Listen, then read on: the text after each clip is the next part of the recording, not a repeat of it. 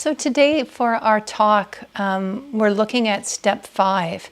And step 5 in the 12-step language is that we admit to ourselves, to God, and to another human being the exact nature of our wrongs, is the way that that step is read. And the principle is a principle of intimacy. In the title of our talk today is Intimacy Into Me See. And that's really the practice, is learning how to develop a relationship with a trusted guide, a trusted teacher, and to begin to see how having that in your life can help you to examine your life, to look at your journey and your path, to receive correction as you need it, and support for moving forward.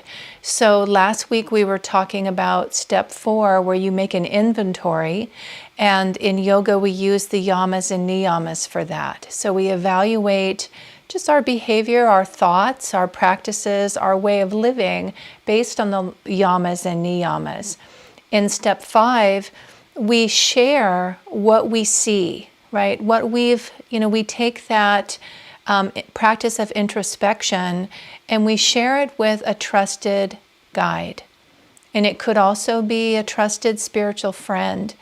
As I was preparing for today and just thinking about how to share this, many different things came to mind. And I found myself looking at the manual. So for yoga and the 12 steps, we have a manual for that. And what I found is that some of the writing in there was so clear that I thought, let me look at that. Let me read some of that and let that be part of our talk today. So intimacy with self and others. This is bringing together step 4 and 5. Learning to open our hearts to another, to share parts of ourself that are not easy to look at or admit, is the cornerstone of step 5 and the doorway out of isolation and back into the light.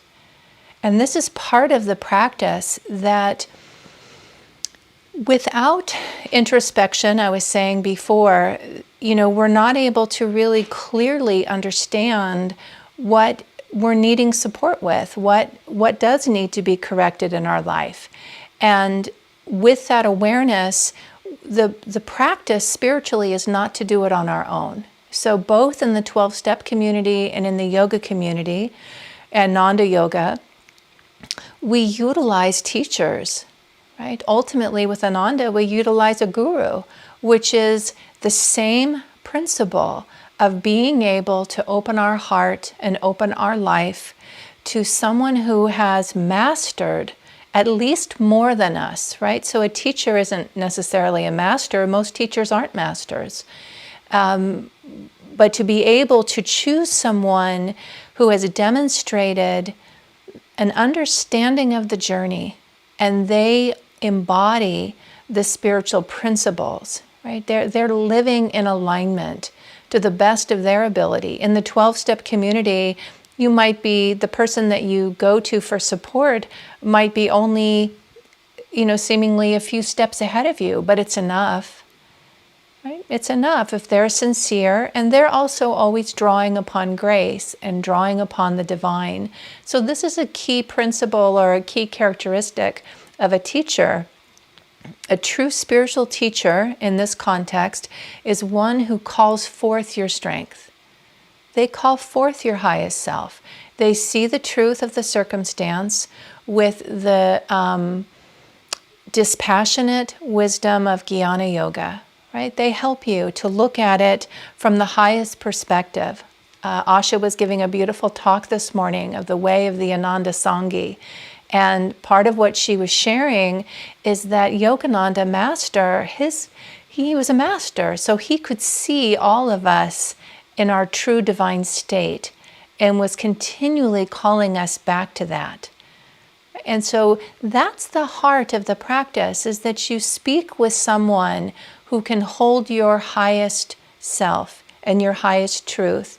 And they won't be hypnotized by the storyline. which we can be ourselves. That's part of the journey as well, to say the facts, to be honest about that, and share it with someone who can receive it and help you lift it so that you can move forward with it. Tandava was reminding me last week, I was talking about Swamiji's quote, and again, I wish I would have written it down, but this idea of, I appreciate your humility, right? I was telling the story where Swamiji was playing a game and he wasn't very good at it, but he kept acknowledging that he wasn't very good at it. And his teammate said, I appreciate your humility, but when will you reform? And that's the idea here, is that we take the information with the intention of moving forward. So I'll read a little bit more from Yoga in the 12 Steps. A true spiritual guide is one who sees clearly into your life, helps you face what is holding you back, deepens your experience of self-compassion and love, and inspires you to have the courage to change. This was very much my understanding of certainly all of the teachers that I've had at Ananda, all of the ministers who've helped me, and Swami Kriyananda. So I had a little bit of interaction with Swami Kriyananda, and I feel very blessed for that. Most of it was through his direct, as Asha talks about, the first wave, right, of those who were building, the founders of Ananda. They taught me a great deal about Swamiji and his style and his way, which was to be very truthful, with compassion, and always seeing the highest self, always calling that forward. So this blend of being able to identify where we need to be corrected, to be receptive to that correction, and then lift our awareness just up to the point between the eyebrows. We're calling upon divine grace to help us. This is a spiritual journey. It's not, I'm going to roll up my sleeves and dig in and I'm going to do it. Right? That's not the intention of the spiritual path in the 12 steps or the spiritual path of Ananda Yoga. It's utilizing these principles and recognizing this is a journey of spiritual awakening. Swamiji was asked one time, what is the most important yoga posture? And he said, that which allows you to stand on your own 2 feet. So that really is something we're looking at. When we go to a teacher, when we go to a guide, when we share part of our journey, when it is, I will say for myself, it's the guideline of this, but it's also my experience. I feel uplifted, just as was said before, even if I'm looking at something difficult, even if I'm looking at something that needs to be corrected. In our teacher trainings, so through Ananda, and now I'm one of the co-leaders of teacher trainings here, and I was truly privileged to go through many of the teacher trainings at the Expanding Light with Ananda. This practice is in play continuously when you go through teacher trainings, for yoga, for meditation, all the advanced trainings with that. And what happens is you're continually evaluated, and you are evaluated in a way that each time you improve. Each time you feel stronger. It's never something that you feel less than. That being said, it can be, you can feel quite nervous, certainly in the beginning, like, oh, someone's watching me. And they're watching me very, very carefully to point out anything that might need correction. And that's not easy to submit ourselves to that. But what I've found is the great blessing of it is how it has helped me to improve. And I see that as a teacher now, when I'm training others, how it helps them to improve, right? And part of that journey for the student with the teacher is recognizing that we are safe, that we've chosen someone who truly can hold our journey and correct us in a way that empowers us rather than diminishes us. A few more words right on that point. So this is taken from the 12 Steps and 12 Traditions of Alcoholics Anonymous on this point of step 5. When choosing someone to speak with, take great care, remembering that prudence is a virtue.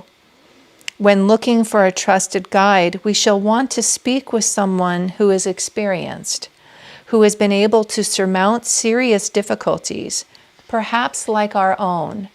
So this discernment, it's very, very important. And one of the things that I appreciate about the practice of discernment in choosing someone to speak with is it's a practice of intuition, right? You're observing someone. These are the guidelines to observe someone. Do they have what you would like to have in terms of spiritual realization? Are they demonstrating? In the 12-step world, it would be recovery. Are they demonstrating that? Do they have something that's attractive to you? In the Ananda world, are they demonstrating that they are practicing these teachings, that they're living these teachings? They by no means need to be fully a master yet to help us, to help me on my journey. I had that experience today with Shanti, who is a dear friend and also a teacher of mine, a spiritual teacher. And we get together periodically, which is such a great blessing for Satsang, to share with each other our journey and what we're doing and working on. And then there are moments and opportunities. And today was one of those that with some of the work, the direction that my work is going, I had the opportunity to really sit and explore that with her. And neither one of us stepped into our time together with that in mind. But there it was. And I will say I welcomed her feedback, her perspective, her questions. They were helping me in the practice of introspection. They were helping me to look and to ask. And I asked, well, what was her sense of what would be helpful for me? Because Shanti is in my life and I invite her to be in my life, she has a perspective that is very, very helpful for me, right? So she can say, be mindful of this. And I can take that in and work with it. We ended our time together. She was quoting from the Gita and reading a passage of the Gita for me that was so meaningful and helpful. Chapter 18, talking about absorb yourself. This is Krishna saying, absorb yourself in me, right? Dedicate yourself to me. Give yourself completely to me.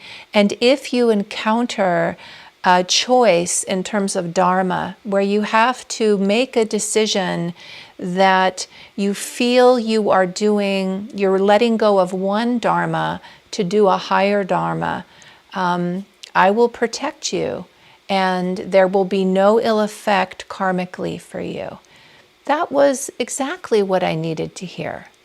Exactly what I needed to hear. I find that as I continue on my journey, this practice of discrimination, of understanding our Dharma, what is my Dharma, there are these moments where suddenly the work becomes refined or the service becomes refined. Something happens on our spiritual path and our growth. And I see this with friends and students, that what was right to do is no longer right to do. Something else is being asked, and we feel it. We feel it and we know it. And the temptation is to hang back and continue doing something that's no longer being asked of us dharmically. So to be attentive to that, to be mindful, awake, and call on divine grace to guide and support us. It was so perfect to me that after our time together, I thought, well, there it is. An example of having a spiritual divine friend and guide. And this is what Swamiji always spoke to us about. This is the way of Ananda Yoga, that we are friends together, divine friends, helping each other to grow. And as we learn how to let other people in our spiritual family know us, they can support and guide us. I've had many times where a friend will say the very thing I needed to hear. and I just can hear God speaking through them for me. They're my teacher in that moment. They are master for me in that moment. They are Swamiji. It is a profound blessing, and what's required on our part is receptivity. It takes receptivity and it takes deep trust to be known. So often we over-identify. This is the pitfall of introspection, the pitfall of self-study, is that we over-identify with any fault or failing or mistake that we see. And I don't want to tell anyone about it because I'm feeling like that fault, that failing, that mistake makes me less. And if I tell them, they'll think less of me. It is true that some people do, right? So it's very important to be discriminating. Not everyone will hold our journey in the highest sense. I have absolutely made the mistake of speaking to someone, going to someone for support who could not hold my journey well. And I left, the encounter felt awful, and afterward I felt awful. But what's interesting is I learned, right? And I could go to God in prayer, and in that prayer and meditation, I could feel that was a poor choice on my part. I need to be more discriminating. And I made that mistake a few times. Each time that I did, there was an opportunity to be more careful, to be more discriminating. Sometimes I wanted someone to be supportive. They never had been, but I liked them. I wanted them to be of support. I felt like I'm going to try again. It wasn't always conscious, really. Many times it wasn't a conscious thought. I felt compelled to share with them. And later I would feel, why did I tell them again? They've never been able to help me spiritually. They've never been able to help me hold my journey in a way that empowers me. Well, we can say karma. I mean, there's different reasons for it, but the most important thing is learn, reform. Say, okay, well, there it is. It's painful. And pray. For me, it's also part of the practice. I pray for help. Please help me be more discerning. And over time, I've gotten better and better. I've surrounded myself with trusted spiritual friends, a trusted spiritual family, a community of kind, loving souls, not self-realized in their own understanding yet. We're all ultimately already there, but they don't need to be. Right? People don't have to be perfect to help. And that's important. So I'll read a few more things. Well, one thing I'd like to read, this is from Raja Yoga that Swami Kriyananda wrote, and it's in the chapter of Life as a Battlefield. Step 6 in Raja Yoga, pages 160 and 161. This is what Swamiji says. It is no mark of spirituality to never be tempted, never to be disappointed, never to fail. These are marks usually of people who have chosen anthills, not mountains to climb.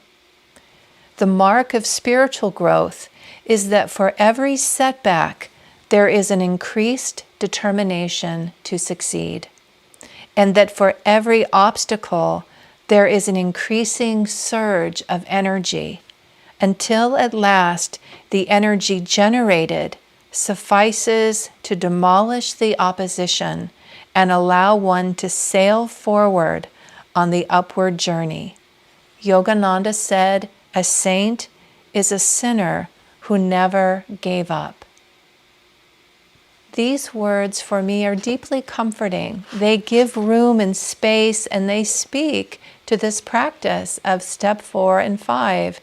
Swamiji used to say, when you see a fault or failing or something, that a limitation, right, in a behavior pattern, rejoice, because then you can work with it, right? You can use the tools and practices of yoga to draw the divine grace needed to transmute that energy, to lift that energy, to dissolve that vritti, and be free more and more, right? So it's again, it's a very deep practice, and it's not an easy practice.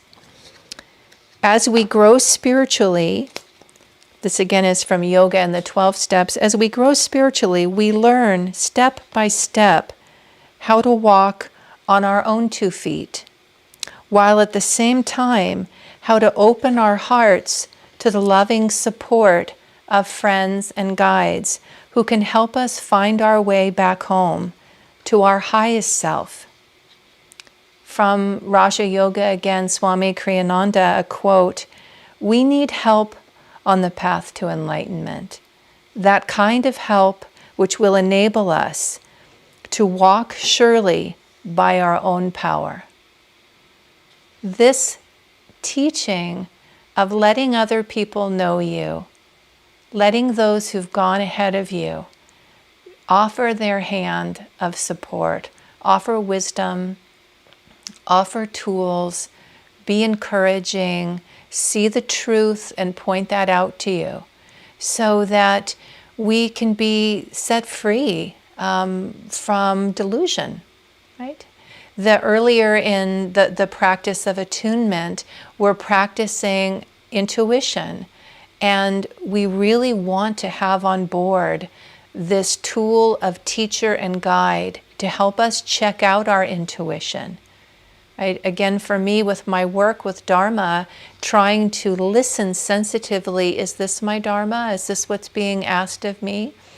One way that we talk about Dharma is that it expands the consciousness. So karma, having been, those are the patterns that are in place because of what we've done in the past. They're very familiar. They tend to be very easy and unconscious for us because we've done them, right? Those patterns, they're laid down. We might have good karma in terms of our spiritual aspirations that we've built, and it makes things that are in our spiritual practice and our spiritual life easy. That's beautiful. Ultimately, even good karma we're transcending. But Dharma is that which expands our consciousness, right? And it's something we feel called to do. And when we're evaluating, is the action that I'm taking dharmic, we want to be asking ourselves, is it helping me to grow spiritually? Because some things we're very good at don't help us grow spiritually. We're good at them. Maybe other people really value them, and we get a lot of support and encouragement for doing them. But if they aren't helping us spiritually, they are not dharmic for us and not a good idea. And that's not always so easy to understand. So having a guide in your life that can say, you know, you have a tendency toward this. And when you do your own inventory, it's not as much of a surprise, right? You can hear it and say, that's true. That's true of me. I do have that tendency. So being able to know it yourself, have teachers in your life who also know it, who can point to it in a kind and compassionate way and help you make a different choice. Right, and live with the discomfort of that different choice and call upon grace to support you. Asha has talked about there was a certain point in her journey with Swamiji that she decided that whenever he asked her how she was doing, she'd say, "I don't know, sir, how am I doing?" Right, so that was such a complete commitment of trust and faith in her teacher. But she thought, well, you tell me how I'm doing, because she had learned he would tell her. He would be very clear and very direct so that she could work with that. And if anything needed to be corrected, he would help her to see that and make the correction without identifying with it. Shanti gave 2 beautiful talks on really this topic of how we work with mistakes, how we work with what feels like a failure. And I highly recommend them. So it was a 2-part series that she gave, and you can find that on our website. Really lovely, just talking about this is part of our journey spiritually, and it can be an opportunity for us to release old patterns and take the next step forward, right? And bring in more grace and more light into our life. So one of the practices for working with this is to reflect upon a time when you've looked for spiritual support, right? To ask yourself, do you do that in your life? Do you have people in your life that you can go to and share what's challenging you? What feels difficult? What is holding you back? Or that you're not sure about? You're feeling like you want to go forward, but you're not sure it's the right decision. You're not sure that it is intuition. It seems like intuition, but you need help knowing that. So this is a beautiful way to examine, use the introspection to ask these questions. Where do you get support? How do you draw upon the tool of teacher and guide? How is it helpful for you? How are you working with that? And how does it build a sense of intimacy and community and support? So many blessings to you, great souls. Wishing you a beautiful day and a beautiful week.